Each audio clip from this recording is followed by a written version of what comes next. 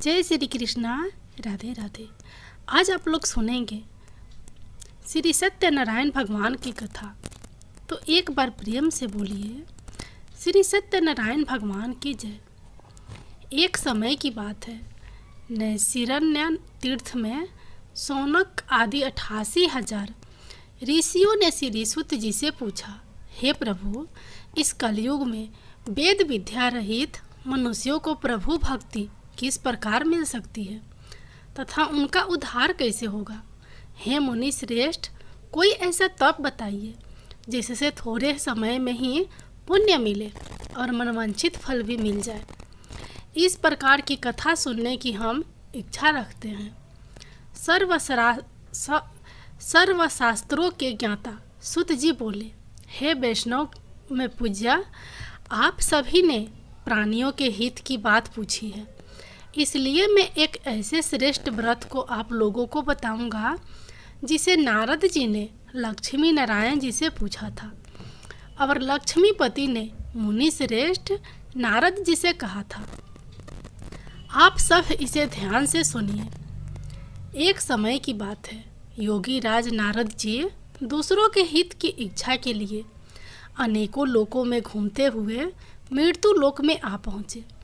यहाँ उन्होंने अनेक योनियों में जन्मे प्रायः सभी मनुष्यों को अपने कर्मों द्वारा अनेकों दुखों से पीड़ित देखा।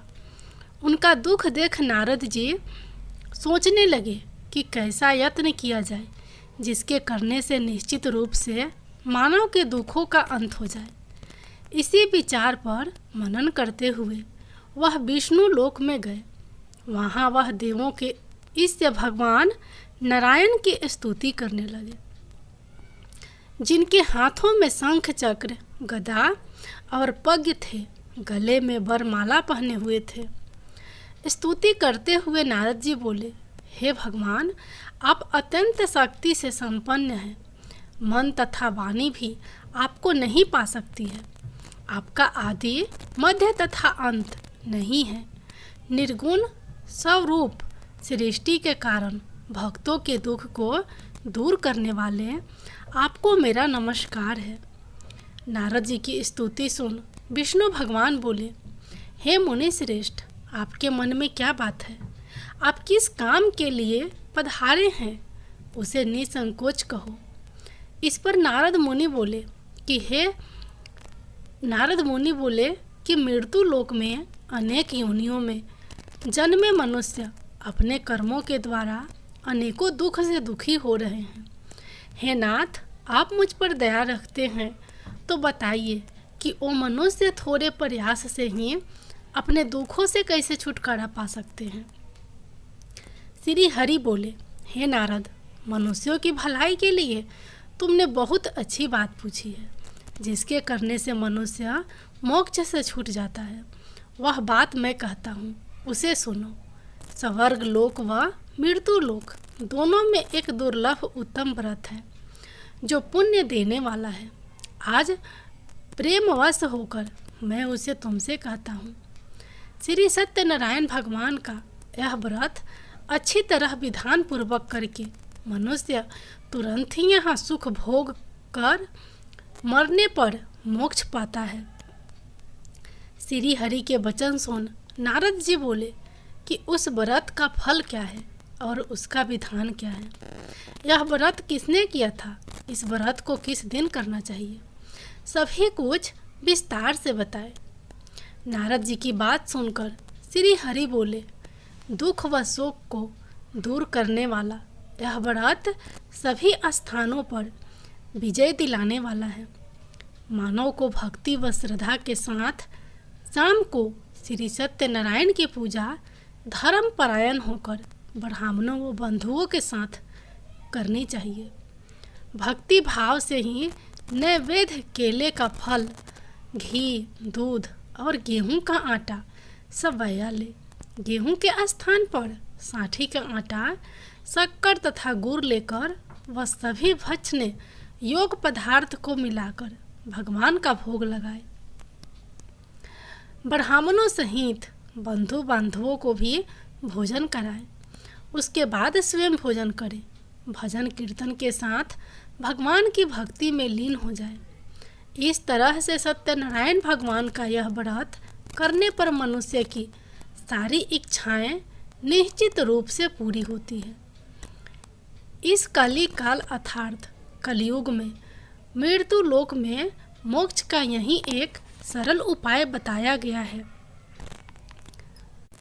सूत जी बोले, हे ऋषियों, जिसने पहले समय में इस व्रत को किया था उसका इतिहास कहता हूँ, ध्यान से सुनो। सुंदर काशीपुरी नगरी में एक अत्यंत निर्धन ब्राह्मण रहता था। भूख प्यास से परेशान वह धरती पर घूमता रहता था। ब्राह्मणों से प्रेम करने वाले भगवान ने एक दिन ब्राह्मण का वेश धारण कर उसके पास जाकर पूछा, हे विप्र, नित्य दुखी होकर तुम पृथ्वी पर क्यों घूमते हो? दीन ब्राह्मण बोला, मैं निर्धन ब्राह्मण हूँ, भिक्षा के लिए धरती पर घूमता हूँ। हे भगवान, यदि आप इसका कोई उपाय जानते हो तो बताइए। वृद्ध ब्राह्मण कहता है कि सत्यनारायण भगवान मनोवांछित फल देने वाले हैं, इसलिए तुम उनका पूजन करो। इसे करने से मनुष्य सभी दुखों से मुक्त हो जाता है। वृद्ध ब्राह्मण बनकर आए सत्यनारायण भगवान उस निर्धन ब्राह्मण को व्रत का सारा विधान बताकर अंत धारण हो गए। ब्राह्मण मन ही मन सोचने लगा कि जिस व्रत को वृद्ध ब्राह्मण करने को कह गया है मैं उसे जरूर करूँगा। यह निश्चय करने के बाद उसे रात में नींद नहीं आई। वह सवेरे उठकर सत्यनारायण भगवान के व्रत का निश्चय कर भिक्षा के लिए चला गया। उस दिन निर्धन ब्राह्मण को भिक्षा में बहुत धन मिला, जिससे उसने बंधु बांधवों के साथ मिलकर श्री सत्यनारायण भगवान का व्रत संपन्न किया। भगवान सत्यनारायण का व्रत संपन्न करने के बाद वह निर्धन ब्राह्मण सभी दुखों से छूट गया और अनेक प्रकार की संपत्तियों से युक्त हो गया। उसी समय से यह ब्राह्मण हर माह इस व्रत को करने लगा। इस तरह से सत्यनारायण भगवान के व्रत को जो मनुष्य करेगा वह सभी प्रकार के पापों से छूटकर मोक्ष को प्राप्त होगा। जो मनुष्य इस व्रत को करेगा वह भी सभी दुखों से मुक्त हो जाएगा। सूत जी बोले कि इस तरह से नारद जी से नारायण जी का कहा हुआ श्री सत्यनारायण व्रत को मैंने तुमसे कहा। हे विप्रो, मैं अब और क्या कहूँ? ऋषि बोले, हे मुनिवर, संसार में उस विप्र से सुनकर और किस किस ने इस व्रत को किया, हम सब इस बात को सुनना चाहते हैं। इसके लिए हमारे मन में श्रद्धा का भाव है। सूत जी बोले, हे मुनियों, जिसने इस व्रत को किया है वह सब सुनो। एक समय वहीं विप्र धन व ऐश्वर्य के अनुसार अपने बंधु बांधवों के साथ इस व्रत को करने को तैयार हुआ। उसी समय एक लकड़ी बेचने वाला बूढ़ा आदमी आया और लकड़ियां बाहर रखकर अंदर ब्राह्मण के घर में गया। प्यास से दुखी वह लकड़हारा उनको व्रत करते देख विप्र को नमस्कार कर पूछने लगा कि आप यह क्या कर रहे हैं तथा इसे करने से क्या फल मिलेगा, कृपया मुझे भी बताएं। ब्राह्मण ने कहा कि सब मनोकामनाओं को पूरा करने वाला यह सत्यनारायण भगवान का व्रत है। इनकी कृपा से ही मेरे घर में धन धान्य आदि की वृद्धि हुई है। विप्र से सत्यनारायण व्रत के बारे में जानकर लकड़हारा बहुत प्रसन्न हुआ। चरना अमृत लेकर वह प्रसाद खाने के बाद वह अपने घर गया। लकड़हारे ने अपने मन में संकल्प किया कि आज लकड़ी बेचने से जो धन मिलेगा उसी से श्री सत्यनारायण भगवान का उत्तम व्रत करूँगा। मन में इस विचार को ले बूढ़ा आदमी सिर पर लकड़ियाँ रख उस नगर में बेचने गया जहाँ धनी लोग ज़्यादा रहते थे। उस नगर में उसे अपनी लकड़ियों का दाम पहले से 4 गुना अधिक मिलता है। बूढ़ा प्रसन्नता के साथ दाम लेकर केले, शक्कर, घी, दूध, दही और गेहूं का आटा ले और सत्यनारायण भगवान के व्रत की अन्य सामग्रियां लेकर अपने घर गया। वहां उसने अपने बंधु बांधवों को बुलाकर विधि विधान से सत्यनारायण भगवान का पूजन और व्रत किया। इस व्रत के प्रभाव से वह बूढ़ा लग रहा धन, पुत्र आदि से युक्त होकर संसार के समस्त सुख भोग अंत काल में वैकुंठ धाम चला गया। श्री सूत जी बोले, हे श्रेष्ठ मुनियों, अब आगे की कथा कहता हूँ। पहले समय में उल्खामुख नामक का एक बुद्धिमान राजा था। वह सत्यवक्ता और जितेंद्रिय था। प्रतिदिन देव स्थानों पर जाता और निर्धनों को धन देकर उनके कष्ट दूर करता था। उसकी पत्नी कमल के समान मुख वाली तथा सती साध्वी थी। भद्रशिला नदी के तट पर उन दोनों ने श्री सत्यनारायण भगवान का व्रत किया। उसी समय साधु नामक का एक वैश्य आया उसके पास व्यापार करने के लिए। बहुत सा धन भी था। राजा को व्रत करते देखकर वह विनय के साथ पूछने लगा, हे राजन, भक्ति भाव से पूर्ण होकर आप यह क्या कर रहे हैं? मैंने सुनने की इच्छा रखता हूँ, तो आप मुझे बताएं। राजा बोले, हे साधु, अपने बंधु बांधवों के साथ पुत्र आदि की प्राप्ति के लिए एक महाशक्तिमान श्री सत्यनारायण भगवान का व्रत व पूजन कर रहा हूँ। राजा के वचन सुन साधु आदर से बोला, हे राजन, मुझे इस व्रत का सारा विधान कहिए। आपके कथा अनुसार मैं भी इस व्रत को करूँगा। मेरी भी संतान नहीं है और इस व्रत को करने से निश्चित रूप से मुझे संतान की प्राप्ति होगी। राजा से व्रत का सारा विधान सुन व्यापार से निवृत्त हो वह अपने घर गया। साधु वैश्य ने अपनी पत्नी को संतान देने वाले इस व्रत का वर्णन कह सुनाया और कहा कि जब मेरी संतान होगी तब मैं इस व्रत को करूँगा। साधु ने इस तरह के वचन अपनी पत्नी लीलावती से कहे। एक दिन लीलावती पति के साथ आनंदित हो सांसारिक धर्म में परिवृत्त होकर सत्यनारायण भगवान की कृपा से गर्भवती हो गई।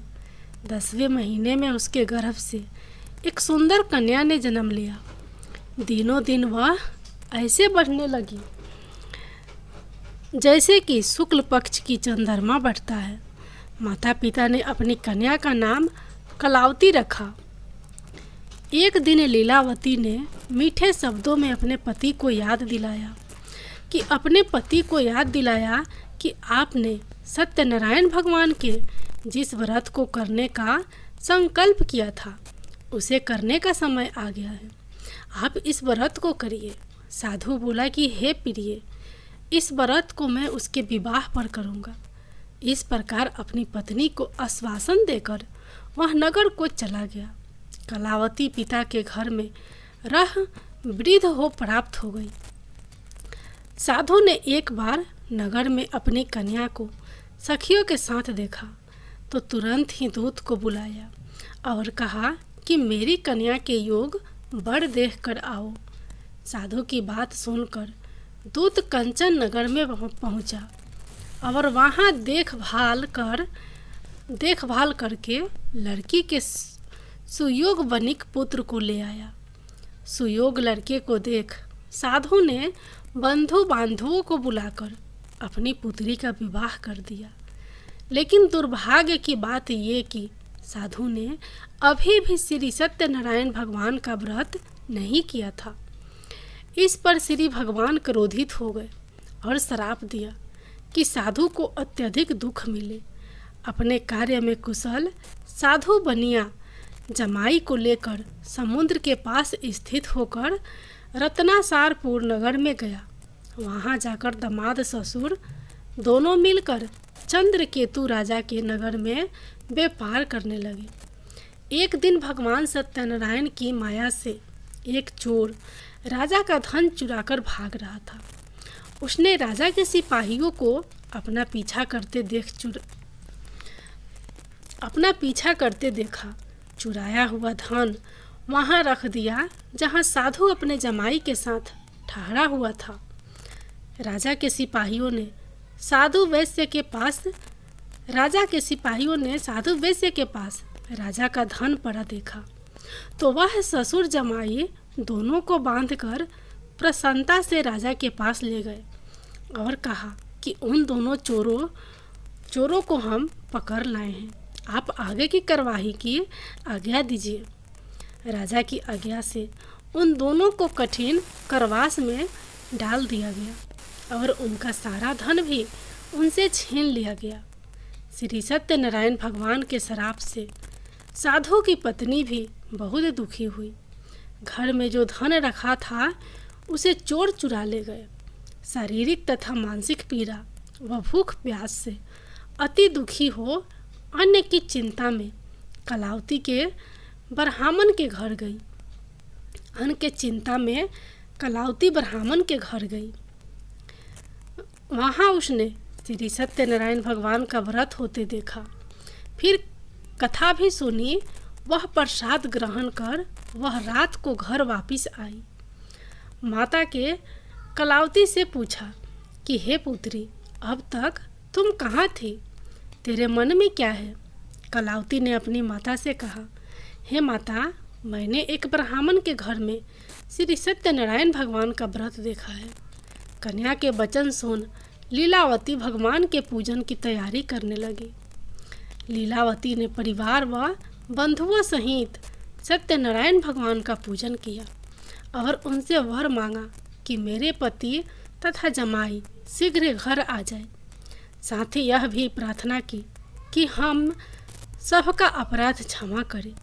श्री सत्यनारायण भगवान इस व्रत से संतुष्ट हो गए और राजा चंद्रकेतु को सपने में दर्शन देकर कहा कि हे राजन, तुम उन दोनों वैश्यों को छोड़ दो और तुमने उनका जो धन लिया है उसे वापस कर दो। अगर ऐसा नहीं किया तो मैं तुम्हारा धन, राज्य व संतान सभी को नष्ट कर दूंगा। राजा को यह सब कहकर वह अंतर्धान हो गए। प्रातःकाल सभा में राजा ने अपना सपना सुनाया। फिर बोले कि बनिक पुत्रों को कैद से मुक्त कर सभा में लाओ। दोनों ने आते ही राजा को प्रणाम किया। राजा मीठी वाणी में बोला, हे महानुभाव, भाग्यवश ऐसा कठिन दुख तुम्हें प्राप्त हुआ है, लेकिन अब तुम्हें कोई भय नहीं है। ऐसा कह राजा ने उन दोनों को नए वस्त्र आभूषण भी पहनाए और जितना धन उनका लिया था उससे दुगुना धन वापस कर दिया। दोनों वेश्या अपने घर को चल दिए। सूत जी बोले, वैश्य ने मंगलाचार कर अपनी यात्रा आरंभ की और अपने नगर की ओर चल दिए। उनके थोड़ी दूर जाने पर एक दंडी वेशधारी श्री सत्यनारायण ने उनसे पूछा, हे साधु, तेरी नाव में क्या है? अभिवानी वणिक हंसता हुआ बोला, हे दंडी, आप क्यों पूछते हो? क्या धन लेने की इच्छा है? मेरी नाव में तो बेल व पत्ते भरे हुए हैं। वैश्य के कठोर वचन सुन भगवान बोले, तुम्हारा वचन सत्य हो।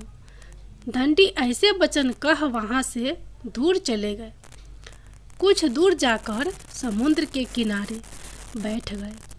दंडी के जाने के बाद साधु वैश्य ने नित्य क्रिया के पश्चात नाव को ऊंची उठते देखकर अचंभा माना और नाव में बेल पत्ते आदि देख वह मूर्छित हो जमीन पर गिर पड़ा। मूर्छा खुलने पर वह अत्यंत शोक में डूब गया। तब उसका दामाद बोला कि आप शोक न मनाएं, यह दंडी का शाप है, इसलिए हमें उनकी शरण में जाना चाहिए, तभी हमारी मनोकामना पूरी होगी। दामाद की बात सुनकर वह दंडी के पास पहुंचा और अत्यंत भक्ति भाव नमस्कार करके बोला, मैंने आपसे जो जो असत्य वचन कहे थे उनके लिए मुझे क्षमा दे दीजिए।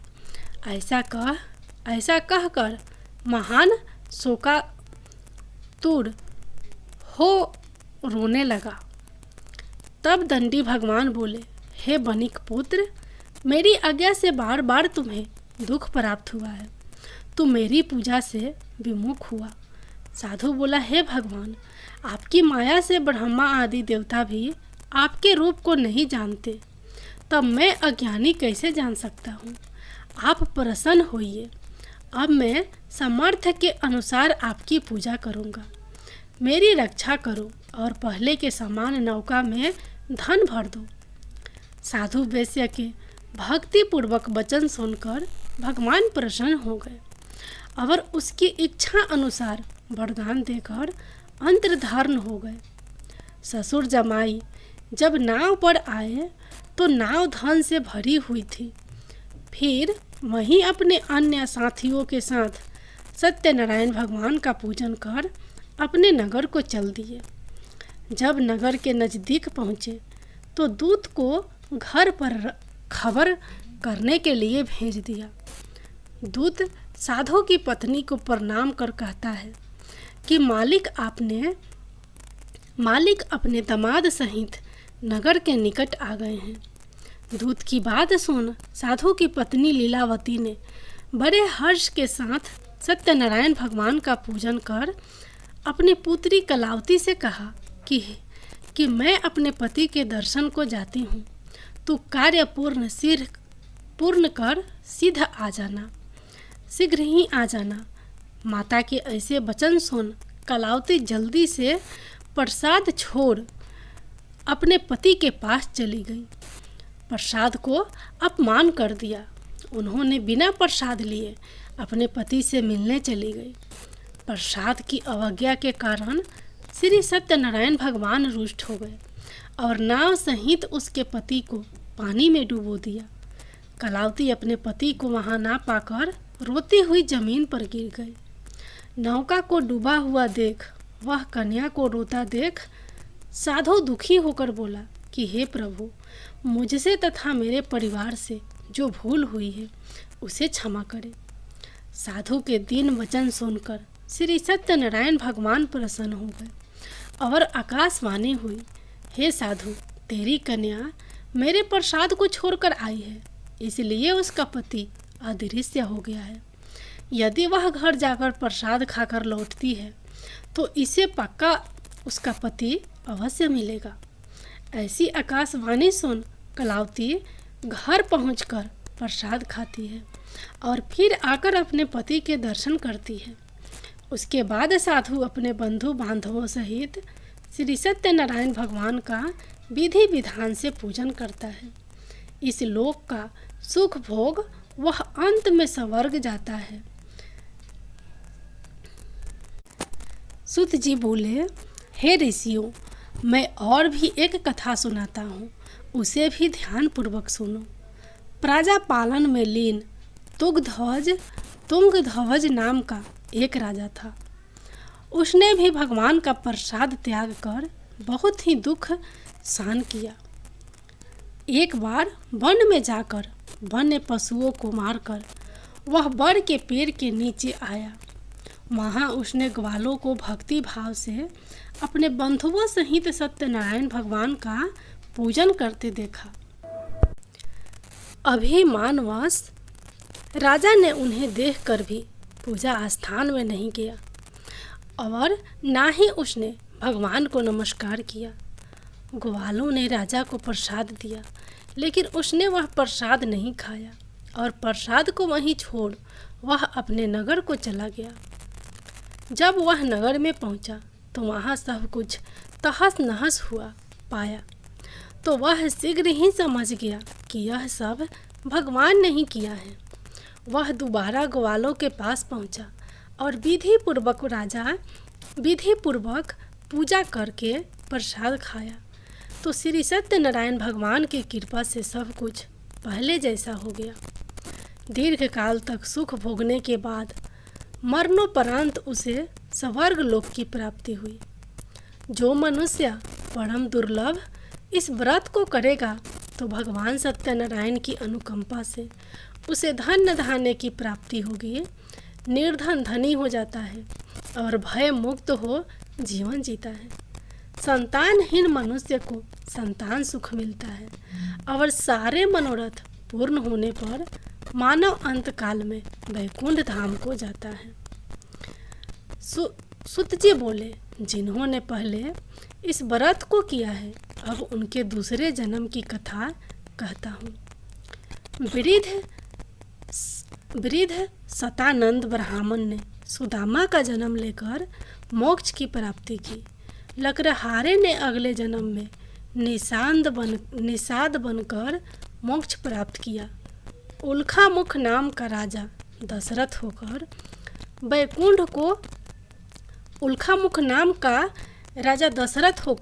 वैकुंठ को गए। साधु नाम के वैश्य ने मोर ध्वज बनकर अपने पुत्र को आरे से चीरकर मोक्ष पाया।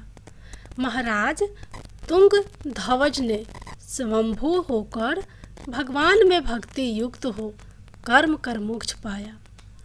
प्रेम से बोलिए श्री सत्यनारायण भगवान की जय।